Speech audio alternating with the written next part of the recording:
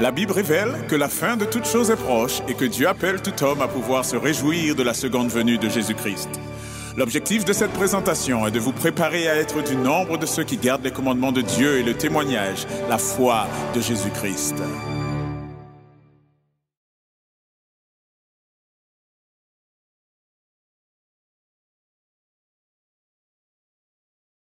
Eh bien, bonjour à toutes et à tous et bon sabbat à chacun. Bon sabbat à vous aussi qui suivez ce service à distance. Que la paix du Seigneur soit sur chacun d'entre nous. Et ce, quel que soit l'endroit où vous suivez ce service. Nous allons commencer. Et pour ce faire, nous allons invoquer la présence du Seigneur. Et c'est pour cela que j'invite chacun d'entre vous, là où c'est possible, à pouvoir se prosterner.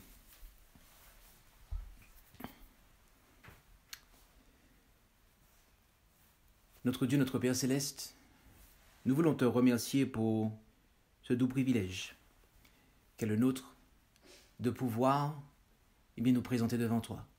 Et alors que nous nous apprêtons à ouvrir ta parole, nous te demandons d'agir dans nos cœurs, afin que ce message puisse trouver la place qui lui revient, afin que ton peuple soit averti des dangers et soit rendu intelligent, puisse avoir le discernement quant aux dangers.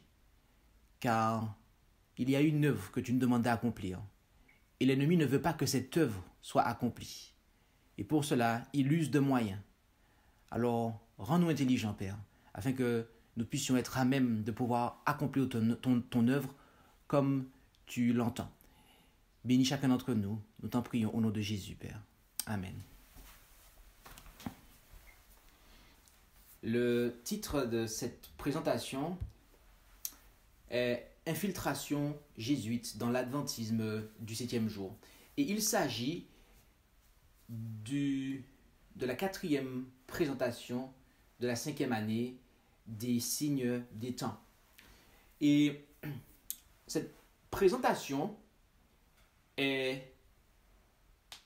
viendra compléter celle que nous avons donnée l'année dernière dans le numéro 11. D'accord, volume 4, numéro 11, la présentation d'aujourd'hui sera un complément de cette présentation. Et donc, sans plus tarder, cela étant dit, et nous disons cela pour que ceux qui ne l'ont pas vu puissent la considérer, rendons-nous dans notre premier passage qui se trouve être en 2 Thessaloniciens, chapitre 2, versets 1 à 7. 2 Thessaloniciens, chapitre 2, versets 1 à 7, où nous lisons « Pour ce qui regarde l'avènement de notre Seigneur Jésus-Christ et notre réunion avec lui, nous vous prions, frères, de ne pas vous laisser ébranler facilement dans vos pensées et de ne pas vous laisser troubler par quelques inspirations ou par quelques paroles ou quelques lettres qu'on dirait venir de nous, comme si le jour de Christ était proche.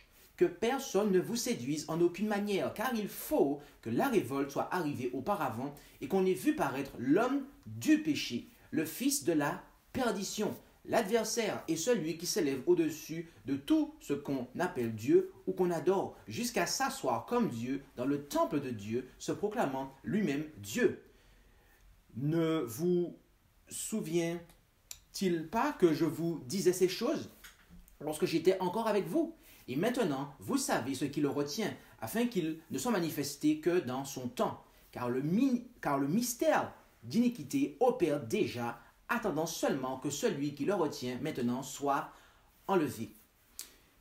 Ici, Paul était en train d'avertir les croyants de Thessalonique, qui étaient tentés de croire que le Seigneur allait revenir, alors qu'ils oubliaient ce qu'il leur avait enseigné, à savoir qu'une puissance devait se manifester.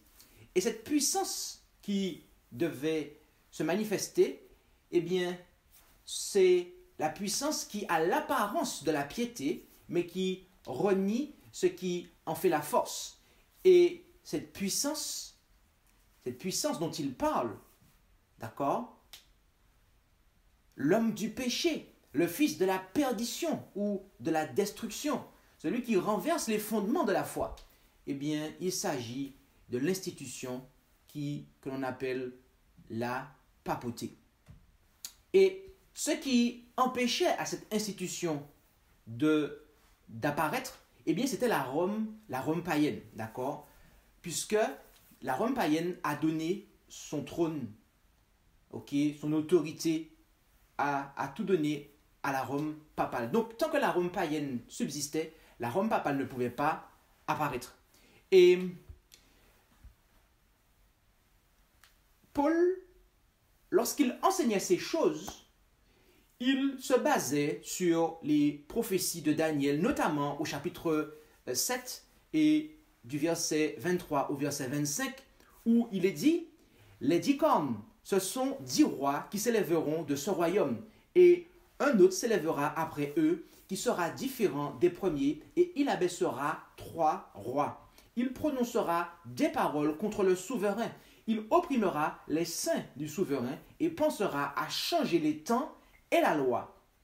Et les saints seront livrés en sa main pendant un temps, des temps et la moitié d'un temps. » Donc, nous avons là ici le prophète Daniel qui s'exprime par rapport à cette puissance, qui penserait à changer les temps et la loi. C'est pour cela qu'il est parlé de fils de l'homme du péché, okay? Que Paul s'en réfère comme étant l'homme du péché, le fils de la perdition, ou autrement dit de la destruction, celui qui détruit en fait ce que Dieu a établi, celui qui détruit les fondements. Et cette puissance devait avoir une première durée d'action qui est d'un temps, un temps des temps et la moitié d'un temps, autrement connu comme 42 mois ou encore comme 1260 jours. Ces 3 périodes de temps, ces 3 dénominations se réfèrent en fait à 1260 années littérales. Et cette puissance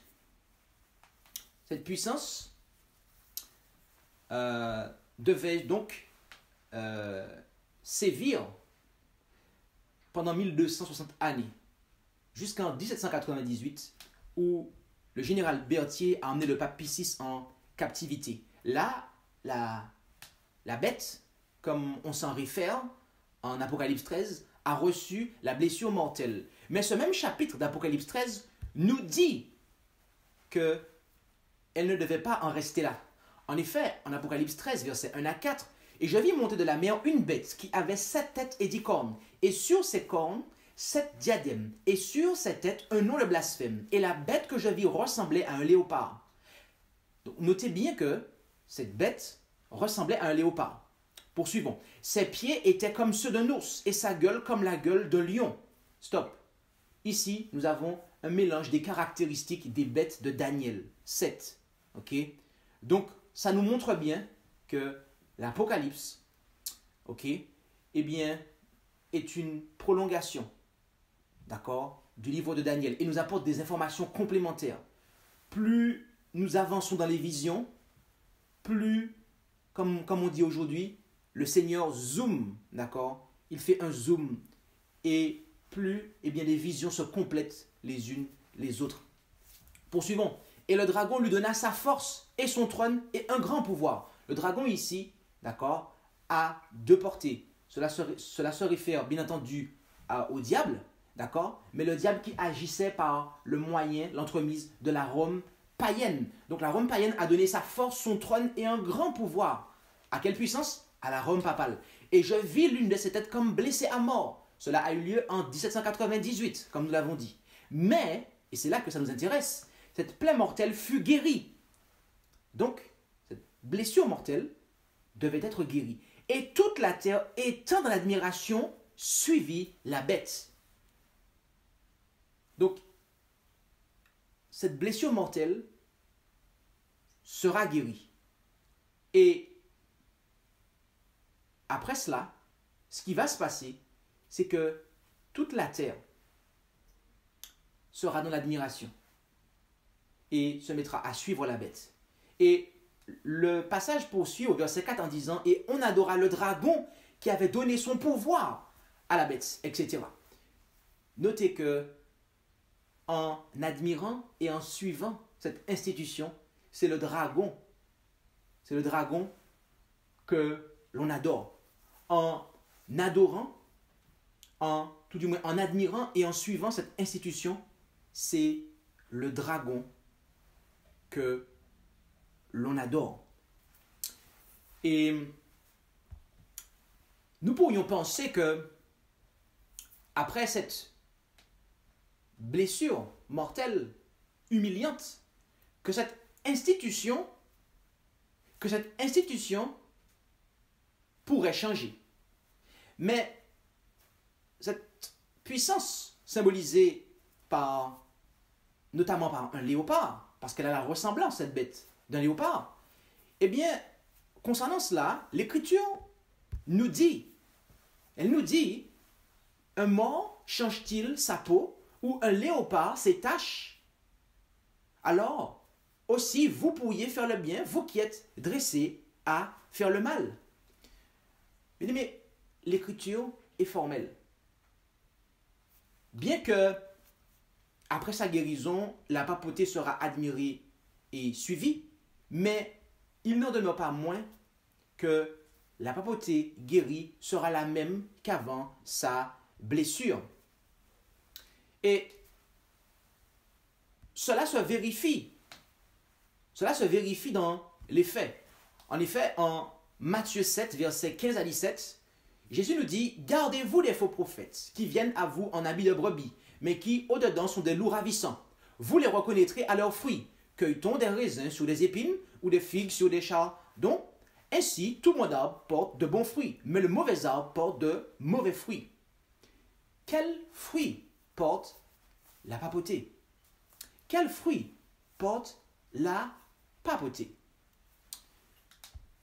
En Apocalypse,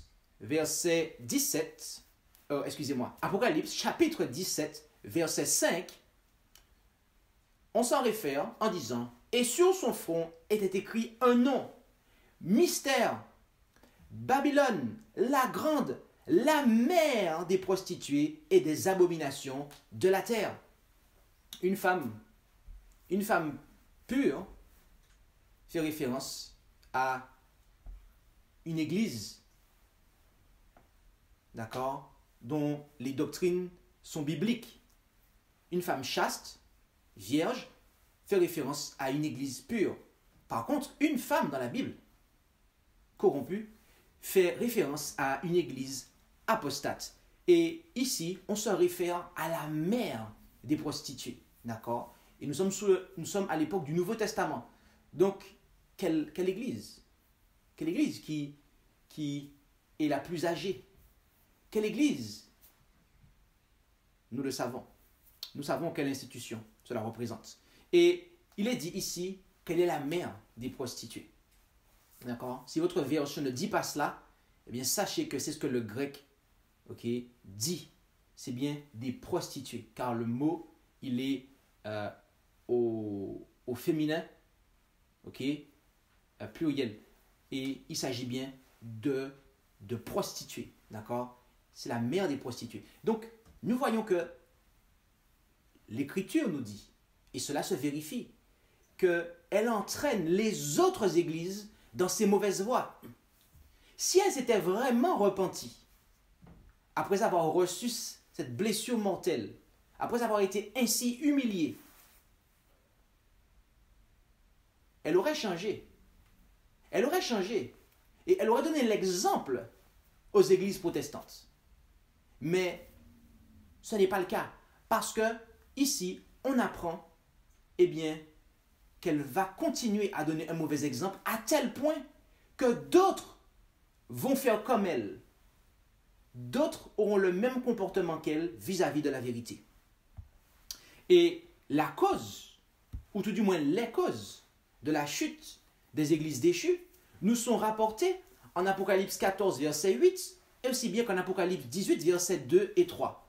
Dans le premier passage, Apocalypse 14, verset 8, il nous est dit « Et un autre ange le suivit en disant « elle est tombée, Babylone, la grande ville, parce qu'elle a abreuvé toutes les nations du vin de la fureur de son impudicité. » Tandis qu'en Apocalypse 18, versets 2 et 3, on apprend qu'elle est tombée, Babylone, la grande, verset 3, car toutes les nations ont bu du vin de la fureur de sa fornication. Notez bien les choses. Notez bien la différence qu'il y a en bleu. Premièrement, on nous dit que sa chute est le fait qu'elle a abreuvé. Autrement dit, qu'elle a servi à boire. Elle a dispensé de faux enseignements. Mais après, on nous dit, on justifie sa chute en disant que tout le monde a bu. Dans un premier temps, elle dispense ses faux enseignements. Dans un deuxième temps, tout le monde a bu ses faux enseignements. Toutes les nations, plus précisément. Et notez que,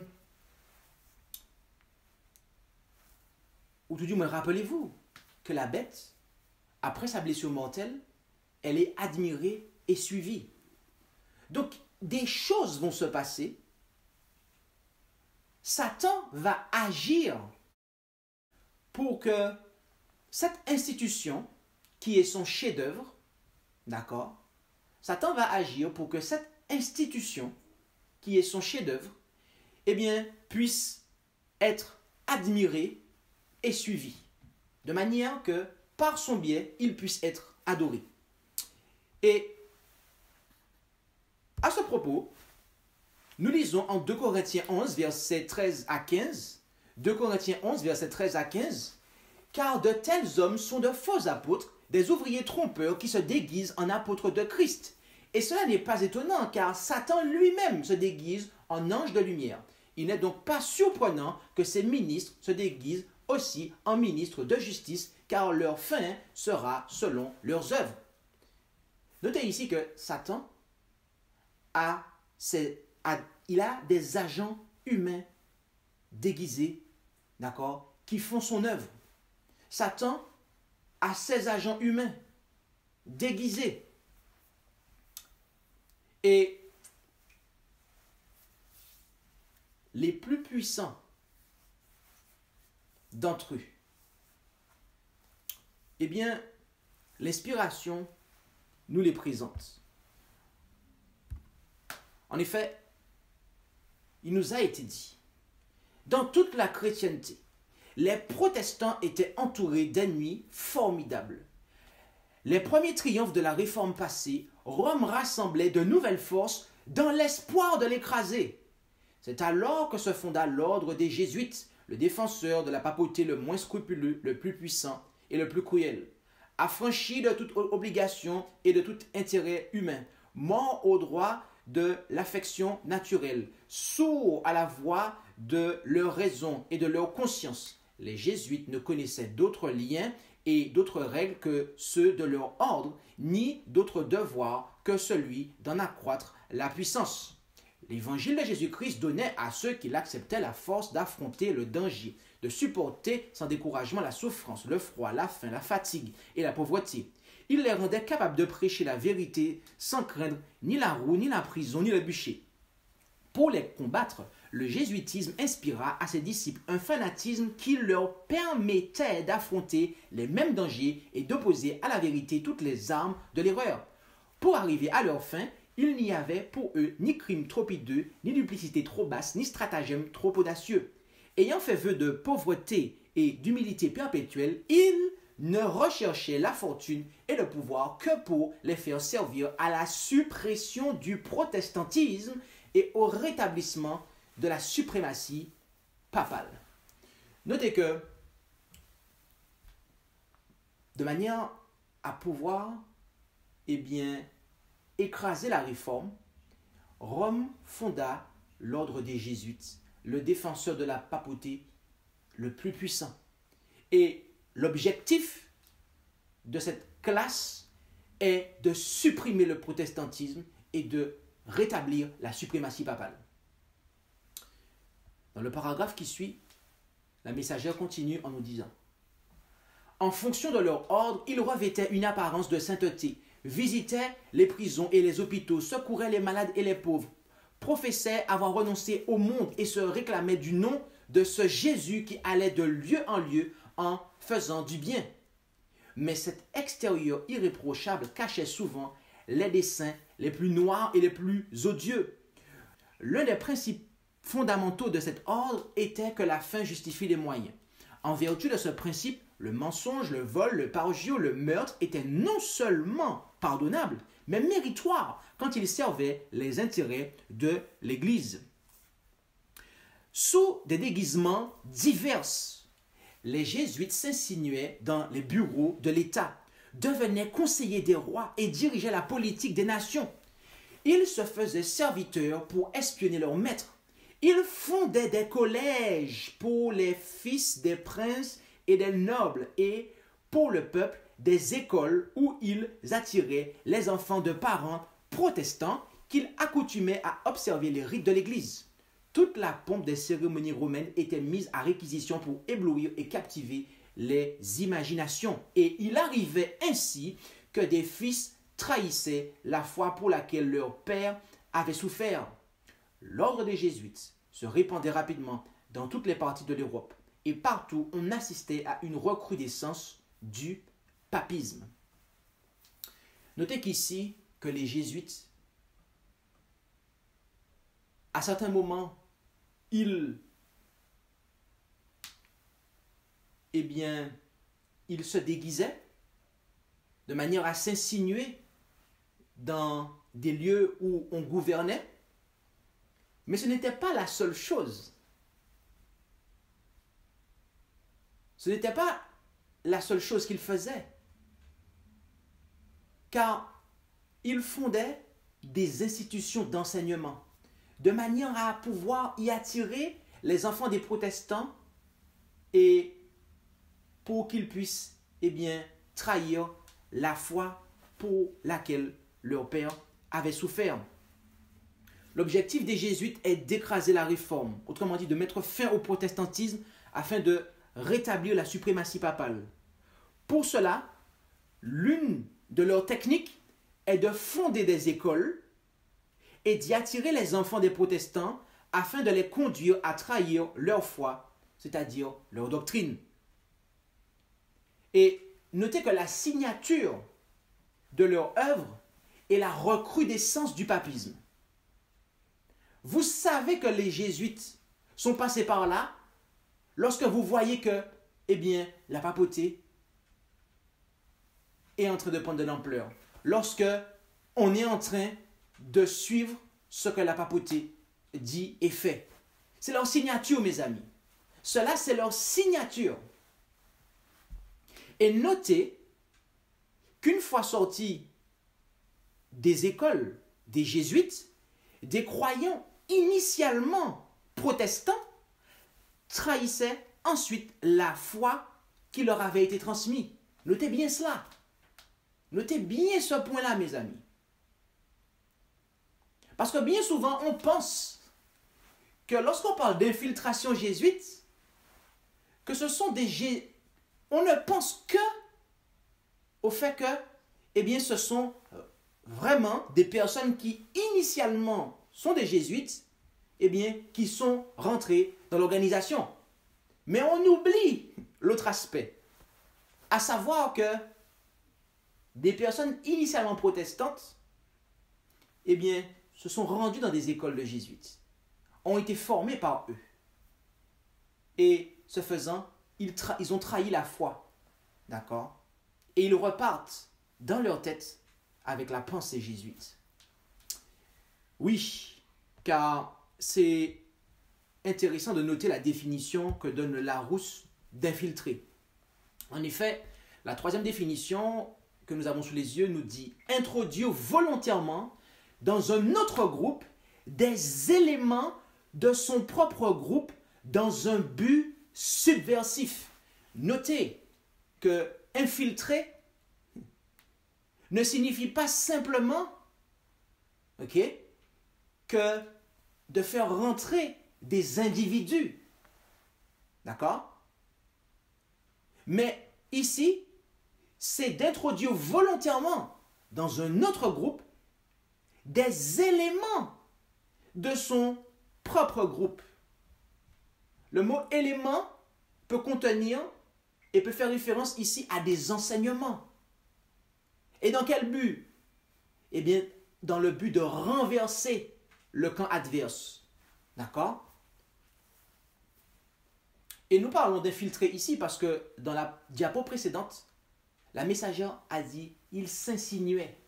Insinuer, c'est un synonyme d'infiltrer en fait. D'accord? Donc, c'est véritablement que de l'infiltration, que d'établir des écoles, d'attirer des personnes qui ont une foi protestante, de les former jusqu'à ce qu'ils renient leur foi et lorsqu'ils repartent en fait, dans leurs églises, initialement, ce ne sont pas des jésuites. Ce sont vraiment des protestants, en fait, initialement. Mais quand ils quittent l'école des jésuites et qu'ils retournent dans leurs églises, eh bien, par la force des choses, ils sont infiltrés, en fait. Ils sont des infiltrés. Parce qu'ils repartent avec la pensée jésuite, en fait. Et ils vont saccager leur église. Ils vont saccager leur église, en fait. Je ne sais pas si vous avez bien compris tout le développement qu'on a fait jusqu'ici, mes amis. L'infiltration, je le reprends encore une dernière fois, ce n'est pas simplement des personnes qui initialement sont jésuites qu'on envoie dans une église. Je ne suis pas, attention, je ne suis pas en train de dire que ça n'arrive pas, que ce n'est pas arrivé. Comprenez-moi bien. N'allez pas dire que le pasteur Bolot a dit qu'il n'y a pas des personnes initialement jésuites qui sont rentrées dans l'organisation. Ce n'est pas ce que j'ai dit. Le point sur lequel je souhaite insister, et c'est un point que trop souvent on oublie, et c'est pour cela qu'il n'y a pas de pertinence quand on parle de ce sujet. Et c'est pour cela que des personnes, d'accord, dans des organisations, eh bien, ils vous envoient au visage, oui, mais vous dites que l'organisation est infiltrée, mais vous n'avez aucune preuve de cela. Et effectivement, bien souvent, on n'a aucune preuve. Puisqu'on ne sait pas. On ne peut pas dire que lui, effectivement, c'est un jésuite. Initialement, regardez des photos, là, etc. Après, il est devenu adventiste. Aucune preuve. Vous n'avez aucune preuve de ça. Mais pourtant, il y a beaucoup de gens qui pensent que l'organisation est infiltrée.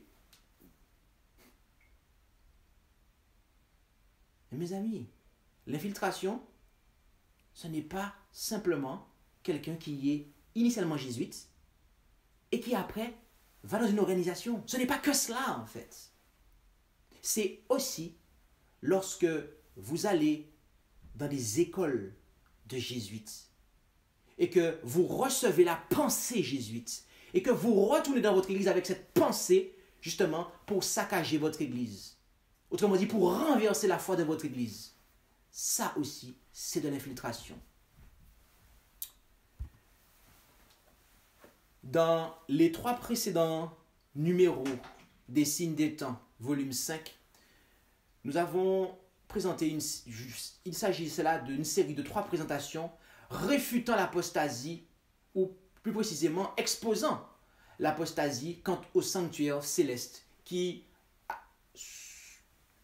prend des proportions plus importantes, en tout cas qui se manifeste de manière beaucoup plus claire dans l'adventisme du 7e jour aujourd'hui. Et ces trois présentations, eh bien, elles étaient dues à une manifestation de l'apostasie en France. D'accord? Mais pourquoi cette manifestation de l'apostasie en France? Pourquoi cette manifestation de l'apostasie en France? Alors, il faut savoir que cela s'est manifesté en raison de l'école du sabbat, du premier trimestre de 2022. D'accord? Et qui porte, dans la dénomination, je précise, sur l'Épître aux Hébreux. Et l'auteur de cette école du sabbat est un dénommé Félix Cortez. L'auteur de cette école du sabbat est un dénommé Félix Cortez. Et au passage, petite parenthèse, qui n'en est pas une, mais bon, nous la faisons pour que vous puissiez recoller les morceaux tout à l'heure. Le guide, en bas il est dit, le guide d'études de la Bible de l'école du sabbat pour adultes est préparé par le département de guide d'études de la Bible de la Conférence générale des Adventistes du 7e jour. L'élaboration de ce guide d'études est supervisée par les responsables du comité international d'évaluation des leçons de l'école du sabbat, dont les membres sont rédacteurs conseillers. Le guide d'études répète les idées et recommandations des membres du comité et n'engage donc pas uniquement ou nécessairement la pensée du ou des auteurs. Donc, on voit bien que, bien qu'il y ait un auteur, mais il y a un collège en fait autour de lui. Il y a un collège. Et ça, ce n'est pas quelque chose qui émane de n'importe quoi. C'est estampillé conférence générale, mes amis. C'est estampillé conférence générale. Et pour ceux qui jetteraient un œil sur ce questionnaire, vous verrez que la chose est vraiment creux.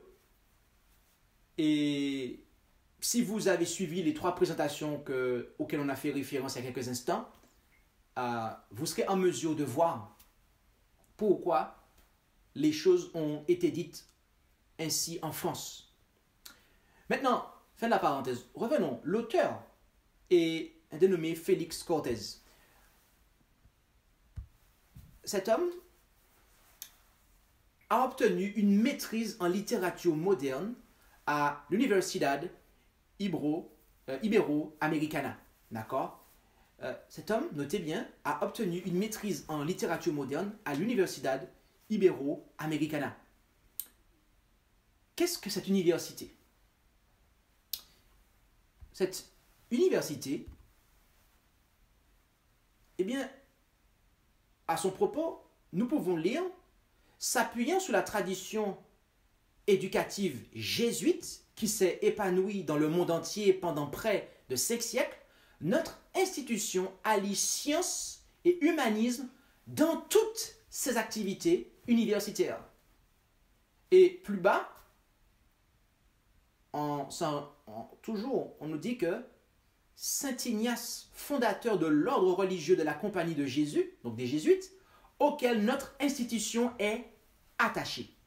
Donc, il s'agit là d'une école de jésuites. Il s'agit là d'une école de jésuites. Petit rappel, les jésuites, leur objectif, c'est quoi? C'est, dites-le moi plus fort, d'écraser la réforme, mes amis, de manière à ce qu'il y ait une recrudescence du papisme. Et ils opèrent notamment de 2 manières. Soit ils envoient leurs hommes directement dans des institutions, ou soit ils font venir vos enfants dans leurs écoles, d'accord, de manière à changer leur foi, et in fine, lorsque ces gens-là retournent dans leur église, eh bien, ils saccagent l'église.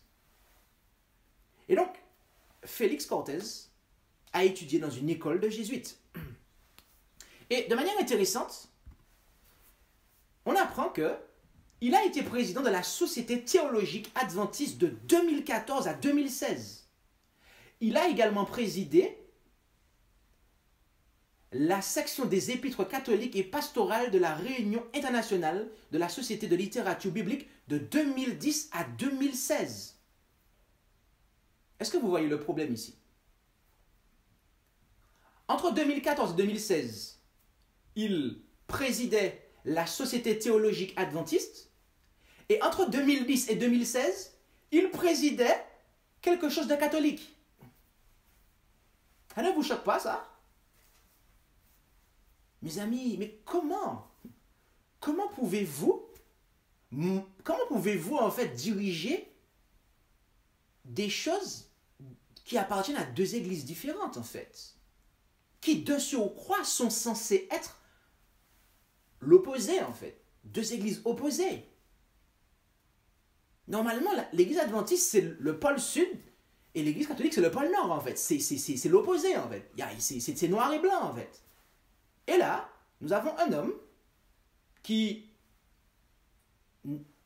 eh bien, initialement, je le pense, est adventiste, mais il fait des études chez les jésuites, et après, eh bien, à la fois, il dirige des choses des adventistes, et en même temps, il préside des choses catholiques. Est-ce une exception? Ce n'est pas une exception, mes amis. D'accord? Nous avons eu l'occasion de présenter cela dans un numéro précédent des Signes des Temps, si ma mémoire est bonne, l'année dernière,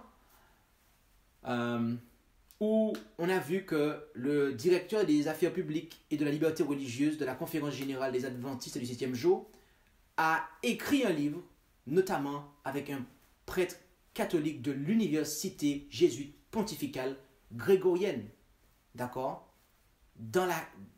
Livre dans lequel des notions, des notions antibibliques sont défendues. Et il a eu l'occasion de confesser publiquement que, notamment à l'époque, je faisais un doctorat en Nouveau Testament en France à l'Université catholique de Paris. Et après, il a dit que je suis retourné à l'Université catholique de Paris. Donc, nous voyons que, également, lui aussi a, été instruit. Il a été instruit dans les écoles de la bête, d'accord, qui monte de la mer. Il a été instruit dans les écoles de l'homme de péché. Lui aussi a été instruit dans les écoles du fils de la perdition, du fils de la destruction. D'accord? Et ils ne sont pas les seuls. D'accord? Vous avez une déclaration qui a été faite par un homme qui, pendant un peu plus d'une heure, a répudié toute l'interprétation prophétique adventiste et au beau milieu de son exposé, il a déclaré aimer des réflexions de François Baronne, jésuite. D'accord? Nous vous invitons à voir, si vous ne l'avez pas vu, la vidéo dont le lien est en dessous, où nous avons compilé, d'accord, toutes ces déclarations. Et en dessous de cette vidéo, qui est une compilation, vous avez le lien de la vidéo originale. Donc vous pouvez aller voir pour vous-même, d'accord?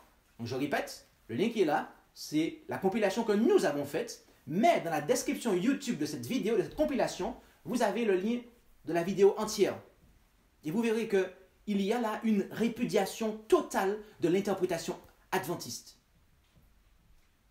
Et avant de dire que la papauté se comporte comme un agneau, on n'a pas à la craindre, que les persécutions n'auront pas lieu, etc., il déclare aimer la pensée jésuite, l'esprit des jésuites. En tout cas, une pensée bien particulière. Et pour pouvoir arriver à dire qu'on aime une pensée de jésuite, c'est qu'on lit de la littérature jésuite. Autrement, je ne comprends pas.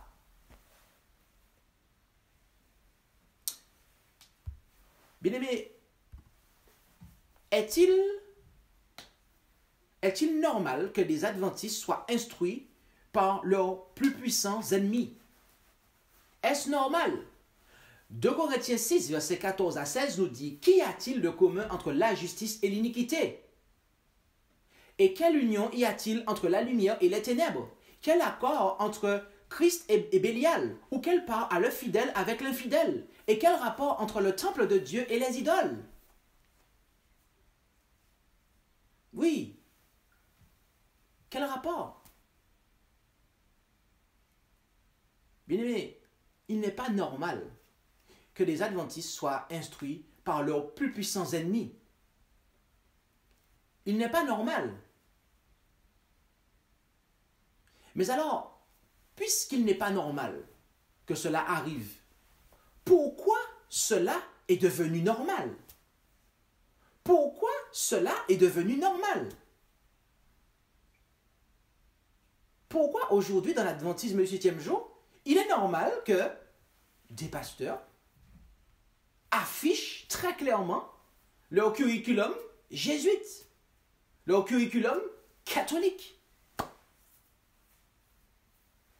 Pourquoi est-ce normal aujourd'hui?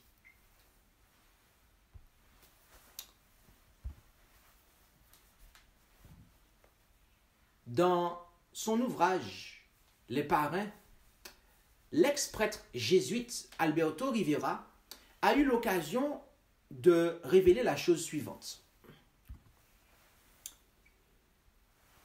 Et on relate, lorsqu'Alberto Rivera était sous le serment suprême des jésuites, on lui a dit qu'un signe secret serait donné à tous les jésuites du monde entier suite à la destruction du protestantisme par le mouvement œcuménique en vue de la signature d'un concordat avec les États-Unis.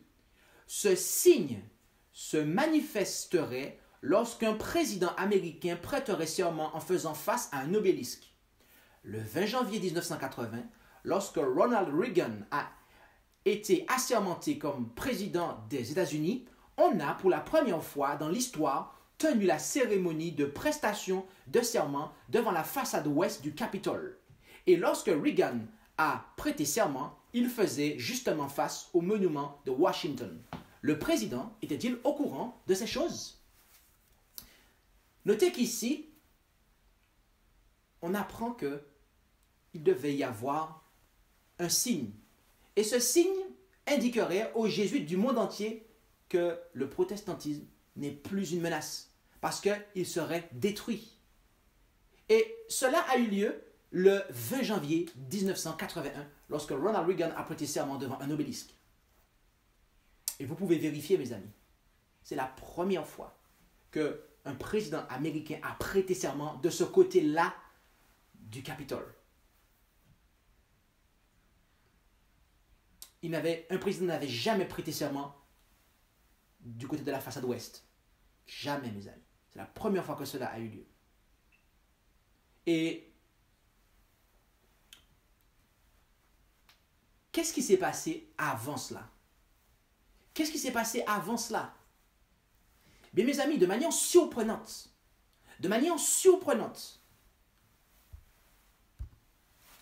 en 1980, quelques mois avant, lors de la conférence générale de Dallas au Texas, l'organisation des adventistes du 7e jour,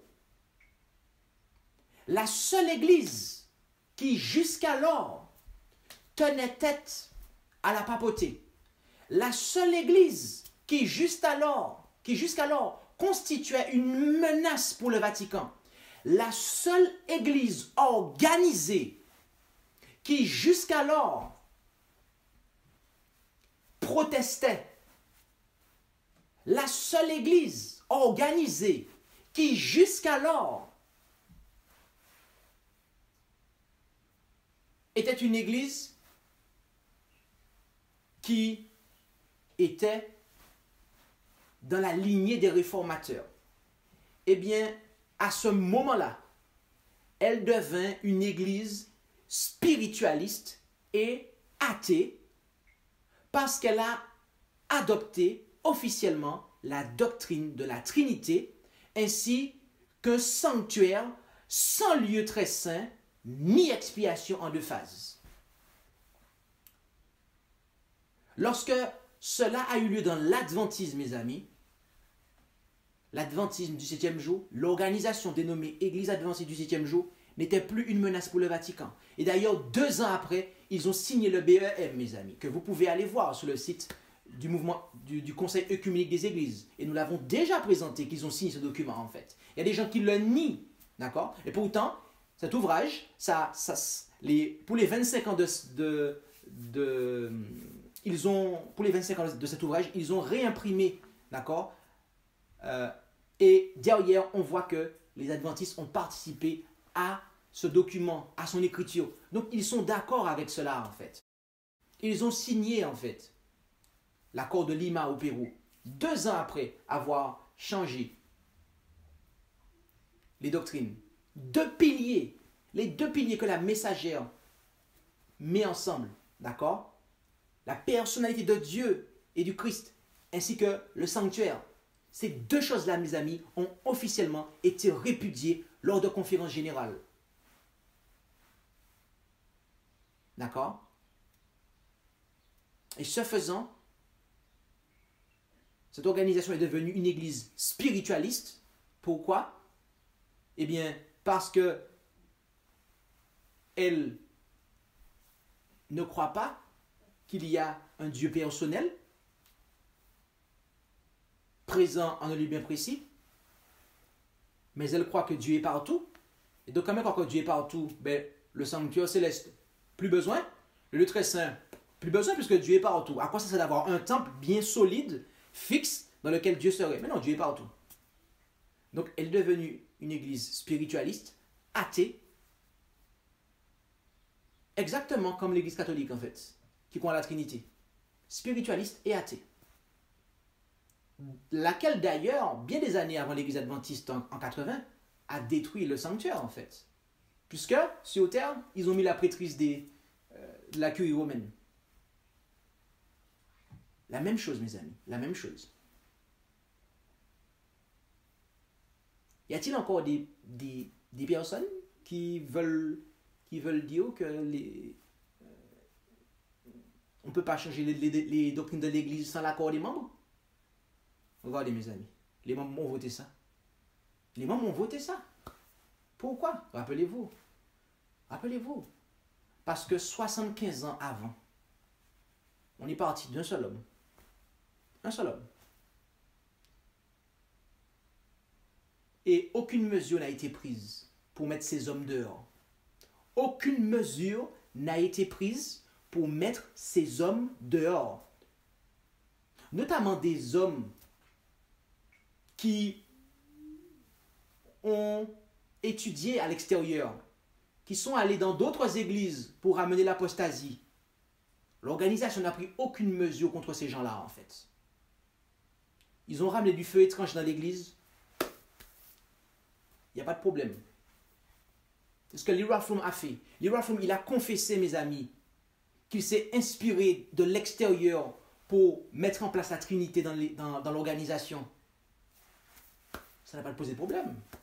Ah, le frère Lee Rafroom, on le respecte.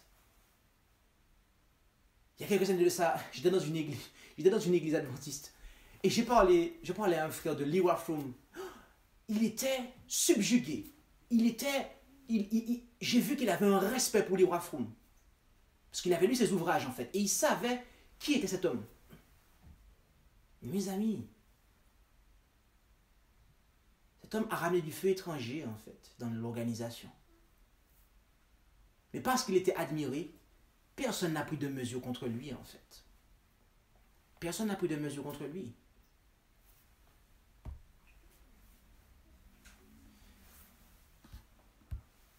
En Tite, chapitre 1, versets 1 à 9, on nous parle de la sélection d'anciens, de responsables d'église, autrement dit.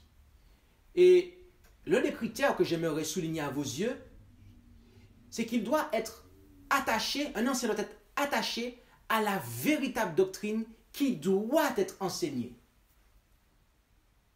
L'un des critères pour choisir un ancien, c'est qu'il doit être attaché à la véritable doctrine qui doit être enseignée.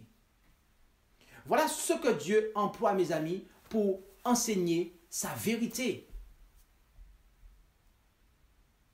Dieu ne demande pas autre chose que cela, mes amis. Dieu ne demande pas autre chose que cela. La messagère nous dit,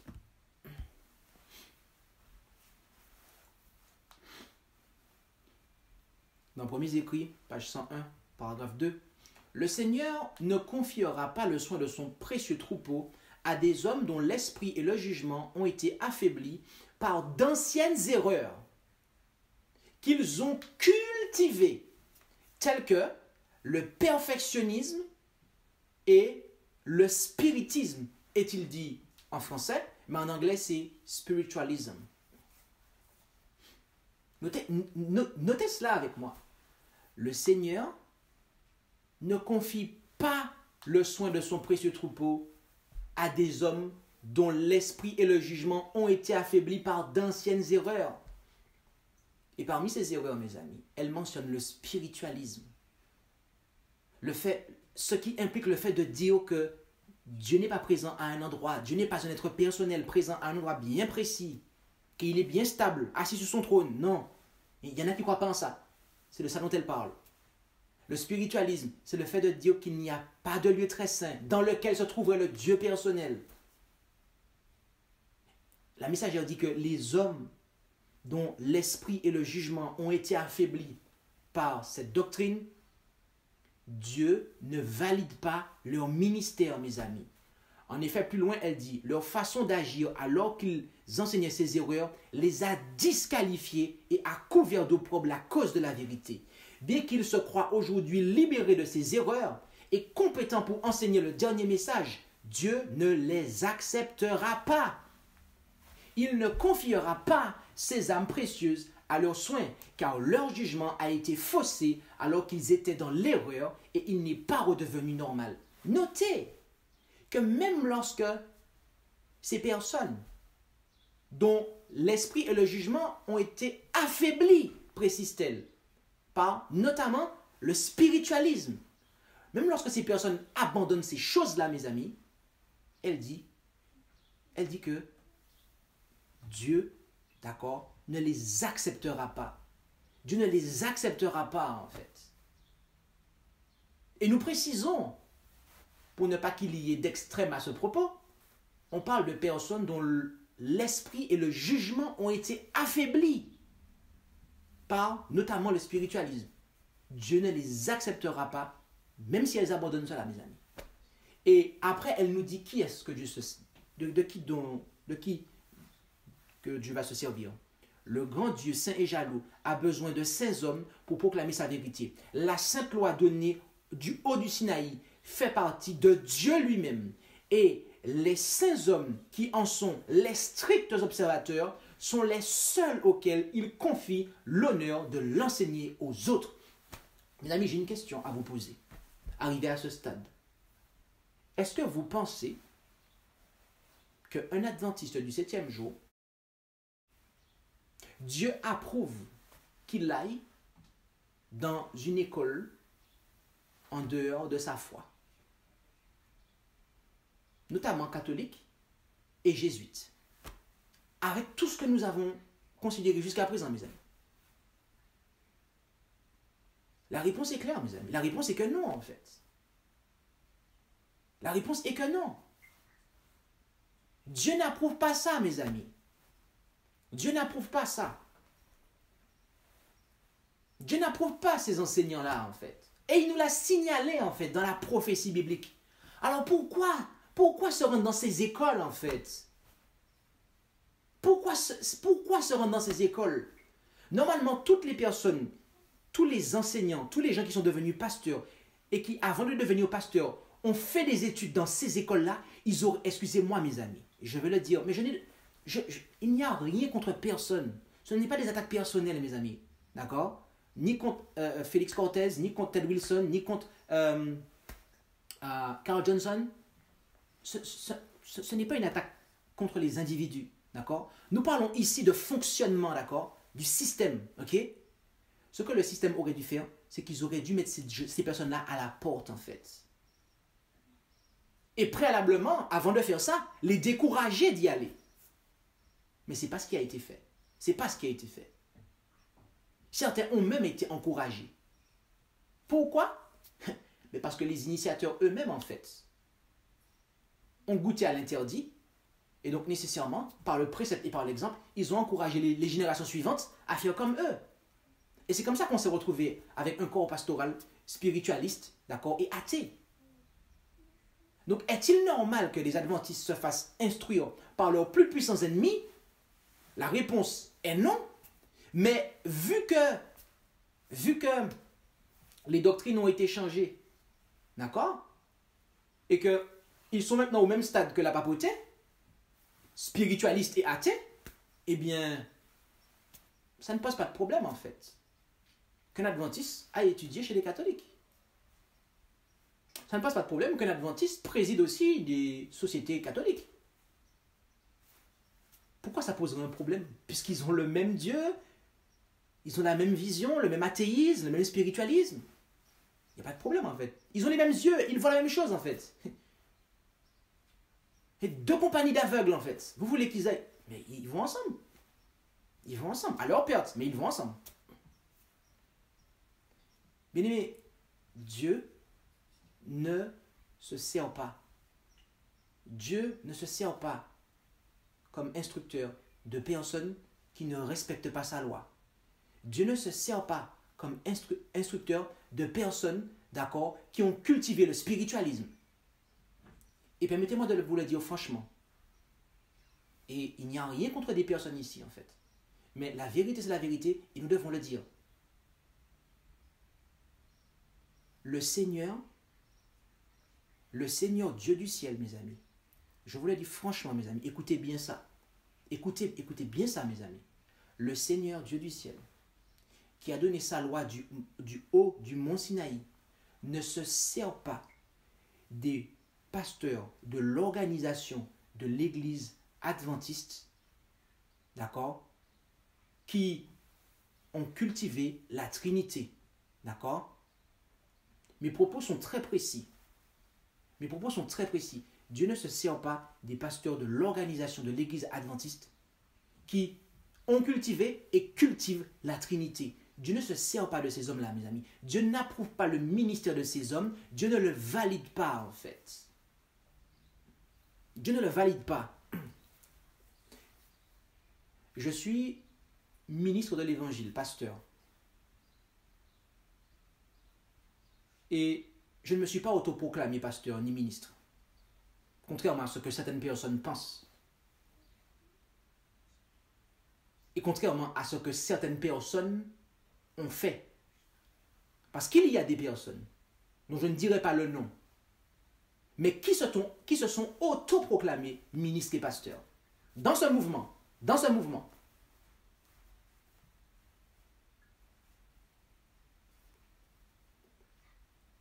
Je suis ministre et pasteur, mes amis.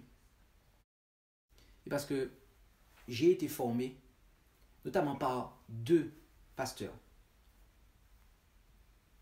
expérimentés dans la vérité présente.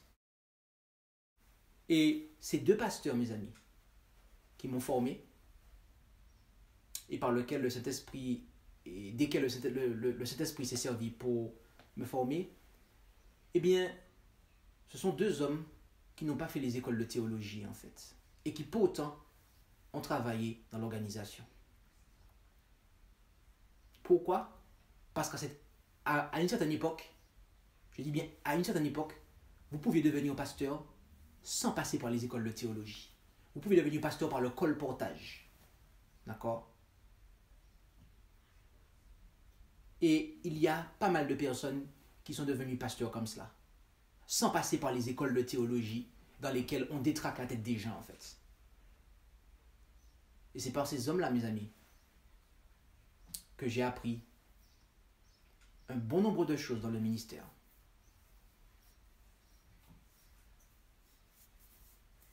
Et je dis cela pourquoi? C'est parce que je sais qu'il y a encore des personnes comme ça qui traînent. Et c'est pour ça que mon propos était bien ciblé. Et que je n'ai pas mis tout le monde dans le même sac. Parce qu'il y a des personnes qui, par-ci et par-là, peut-être, sont ministres dans cette organisation, dans les autres organisations d'ailleurs, qui n'ont pas été détraqués par les écoles de théologie. Et qui sont susceptibles de pouvoir comprendre, entendre et prendre une position. Mais par contre, aux autres,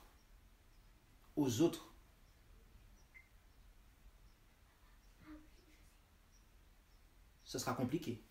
Je vous le dis franchement. Et même quand ces personnes-là vont arrêter, l'inspiration nous dit qu'elles ne pourront pas exercer le ministère, mes amis. Parce que leur cerveau aura été détraqué. C'est difficile à entendre ça quand même. Et pourtant, c'est la vérité. Pourtant, c'est la vérité, mes amis. Est-ce que tous ceux qui quittent l'adventisme moderne pour rejoindre l'adventisme historique sont aptes à y être des enseignants?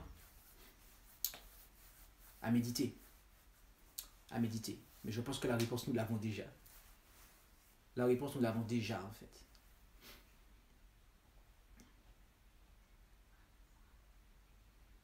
On ne peut pas, en résumé, mes amis, se laisser enseigner par des personnes qui sont dans l'erreur.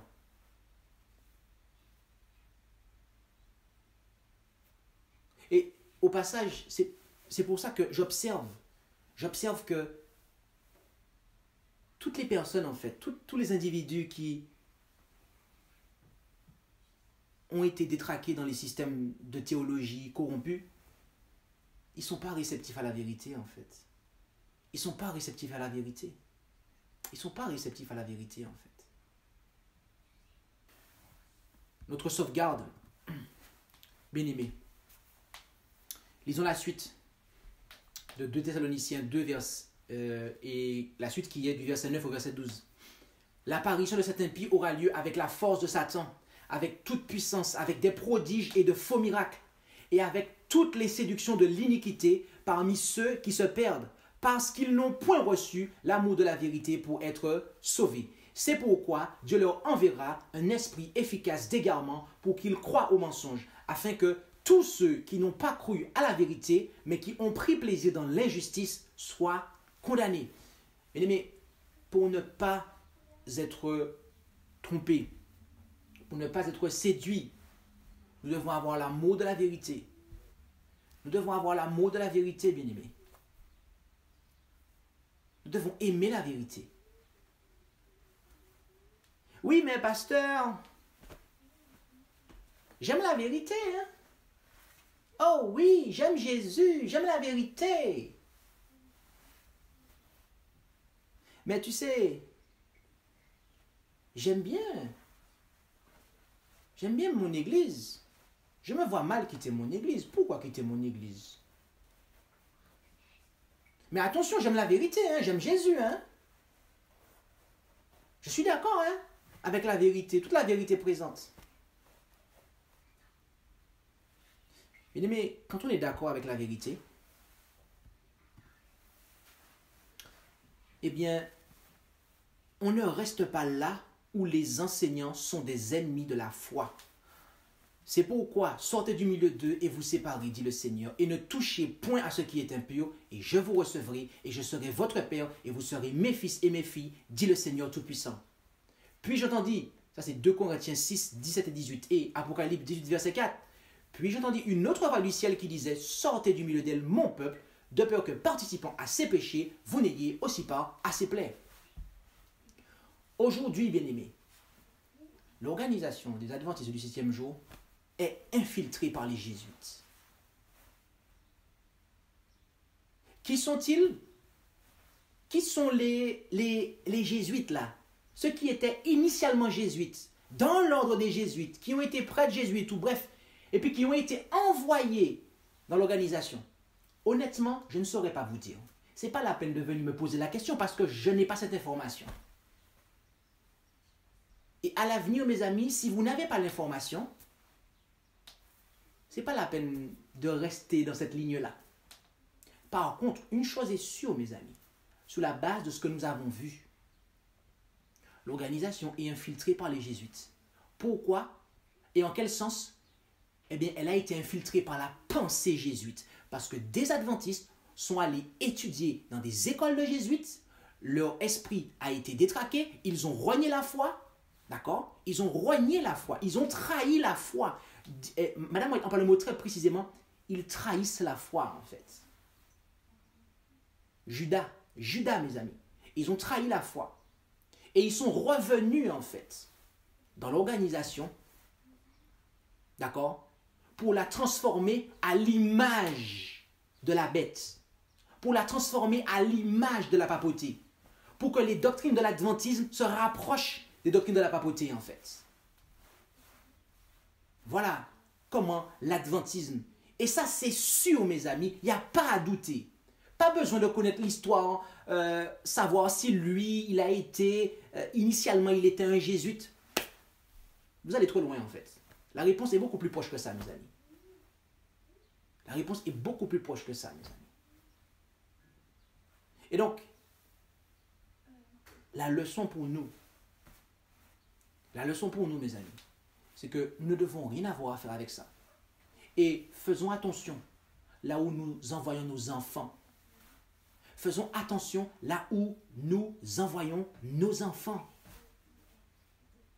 pour se faire instruire, mes amis. Car des fois, on pense que on veut apporter une haute éducation à son enfant. On veut qu'il ait des diplômes. Mais mes amis, permettez-moi de vous dire quelque chose.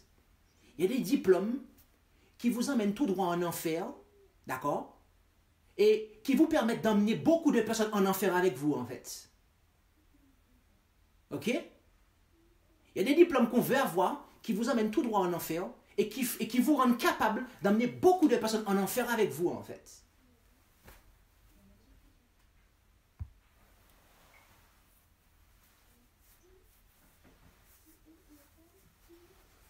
Lorsque je parle d'enfer ici, je ne parle pas d'un feu perpétuel qui brûle pendant l'éternité. Hein. Je parle de la mort éternelle, dans la poussière, mes amis.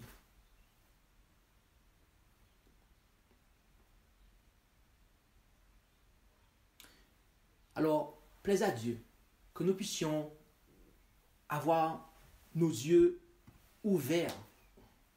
Nos yeux ouverts. Pour nous rendre compte, mes amis, que, eh bien, que la blessure de la bête est guérie et qu'il y a un travail que Satan fait par le biais d'agents humains dont il s'est choisi qui ont accepté d'être à son service dans l'erreur. Et par le biais de ces hommes-là, eh bien, la bête est en train d'être admirée et le monde se prépare à la suivre dans la loi du dimanche, mes amis. Lorsque vous êtes un spiritualiste athée, vous êtes totalement vulnérable à la loi du dimanche, mes amis. C'est pour cela que nous devons avoir les yeux ouverts, bien-aimés. Car cette œuvre que nous avons dénoncée durant toute cette heure, l'objectif, c'est d'écraser la réforme, d'écraser la protestation, mes amis. Or, Dieu aura un peuple. Dieu aura un peuple, mes amis, qui va continuer la réforme, qui va continuer à protester. Et si vous voulez faire partie de ce peuple, mes amis, si vous voulez faire partie de ce peuple, mes amis, bien-aimés, vous devez répudier tout ce qui est contre la réforme, mes amis. Vous devez répudier tout ce qui est contre la réforme et qui vous empêche de protester comme il le faut. Autrement, vous ne ferez jamais partie de ce peuple, d'accord, qui, à la fin, va prêcher le grand cri. Jamais. Jamais. C'est pour cela, bien-aimés, que nous devons prendre une position claire vis-à-vis de la vérité. Et n'avoir aucune part avec les ténèbres. Maranatha, le Seigneur vient. Eh bien, je vous invite à pouvoir prier afin de conclure.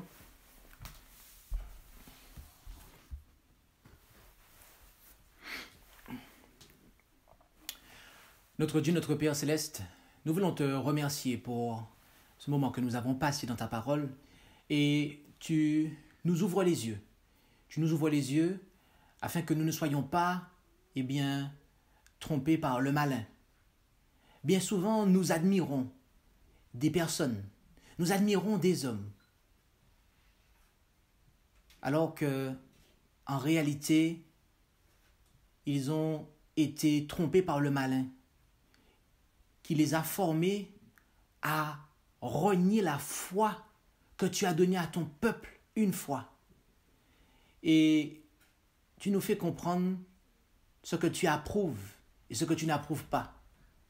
Tu n'approuves pas que l'on se fasse instruire par des spiritualistes.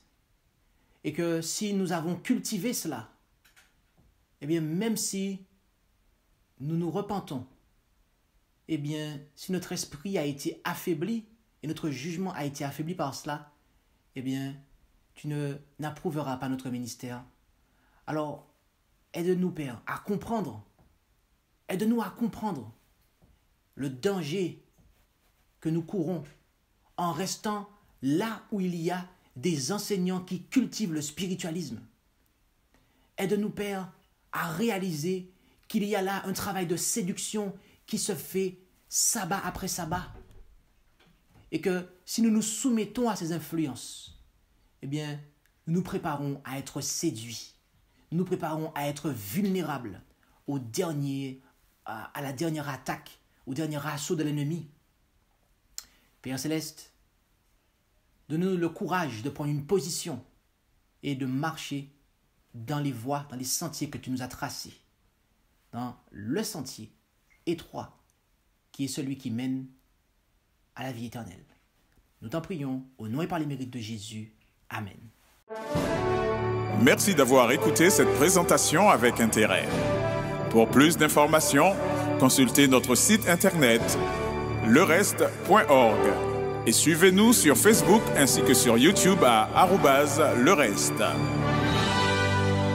Vous pouvez aussi nous contacter par email à info@lereste.org ou par téléphone au +33 6 12 60 13 69.